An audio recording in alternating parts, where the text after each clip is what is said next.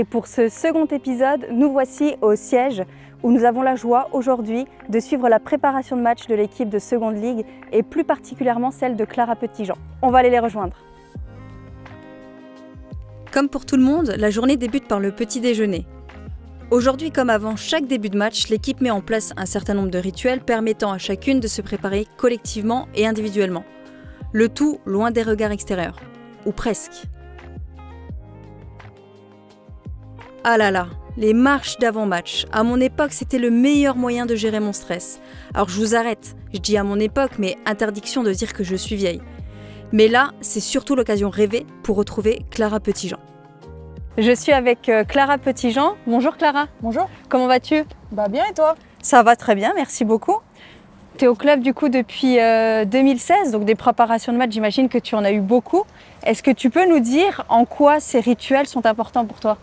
C'est important pour pouvoir se mettre tout de suite dans le vif du sujet. Après, pas forcément de manière très intense, mais on a toujours nos petites routines avec la marche qu'on est en train de faire.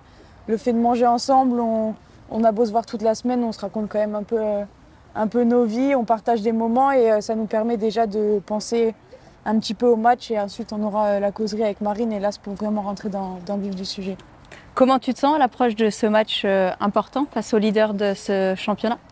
On se sent bien, on sait qu'on n'a pas forcément eu les résultats espérés, mais dans le contenu, on sait qu'on était plutôt cohérente.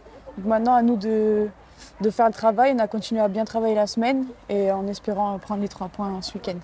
Alors, on parlait de préparation. Est-ce que toi, tu as des rituels personnels que tu adoptes avant tes matchs? Alors, j'ai pas de rituel particulier, mais je sais que j'aime bien être entourée de mes amis les plus proches au club. Ça me permet de pas forcément stresser et de parler d'autre chose que du foot et du coup ça m'aide à entre guillemets avoir l'esprit tranquille. D'accord. Alors entre nous, petite dernière question pour cette petite marche. Est-ce que tu peux nous livrer qui est la joueuse la plus stressée dans l'équipe? Plus stressée? Là il n'y en a pas qui émerge, mais je dirais je pense que si elle doit jouer, Gilliane. Gilliane, ok. Merci beaucoup, à plus tard. À plus tard. Ce qu'on retient de cette marche, c'est ce moment très détendu où les filles naviguent de groupe en groupe avant de se diriger vers l'atelier jeu.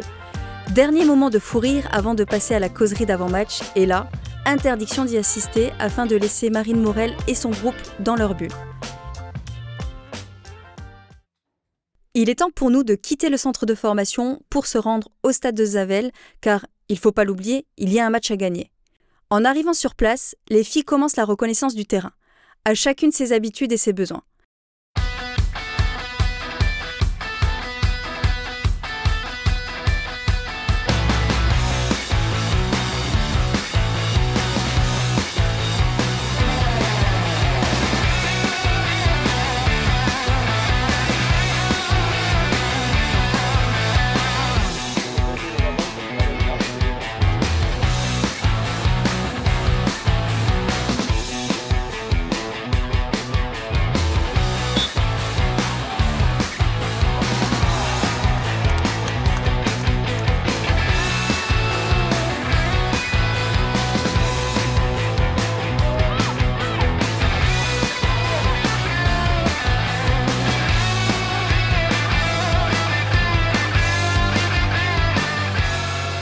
Victoire 2-0 pour notre équipe Grenat. Donc aujourd'hui, je me mets dans la peau de la journaliste sportive, une première pour moi.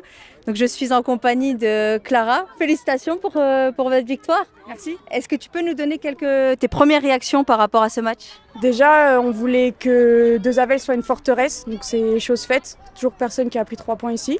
Donc c'est ce qu'on veut faire toute la saison. Après, ça fait du bien de réussir à faire un clean sheet, de tenir un score, de mettre 2 buts. C'est la première fois depuis le début de saison. Et je pense que ça peut lancer une très belle dynamique. Et on a vu une équipe solidaire avec de belles valeurs. Et même s'il y a eu quelques déchets, c'est pas forcément notre meilleur match dans le contenu. C'est quand même resté cohérent, solide et on revient avec les 3 points. D'accord. Alors victoire contre le leader du championnat. Donc effectivement, il fallait prendre les 3 points. Un match très accompli de la part de votre équipe. Est-ce que les consignes de la coach Marine Morel ont été appliquées, notamment par rapport à la force athlétique de cette équipe de Saint-Malo? Oui, on savait que c'est une équipe rugueuse, c'est jamais facile de jouer Saint-Malo. Elle venait en plus avec le plein de confiance.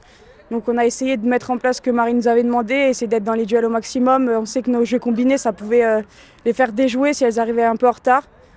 On n'a pas forcément toujours réussi, mais le résultat est là, donc c'est que le contenu était plutôt pas mal.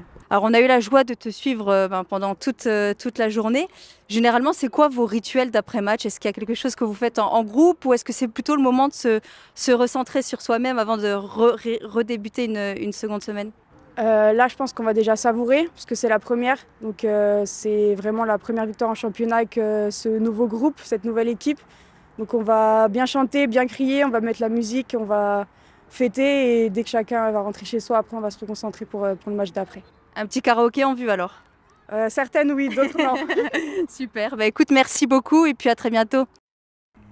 Clap de fin sur cette belle journée avec la victoire de nos Messines, une journée où nous avons fait partager les coulisses de l'équipe entre préparation, jeu, cohésion et cette victoire. On a encore plein de choses à vous raconter. Je vous donne rendez-vous dans les prochains épisodes de Graouli Mag. À bientôt!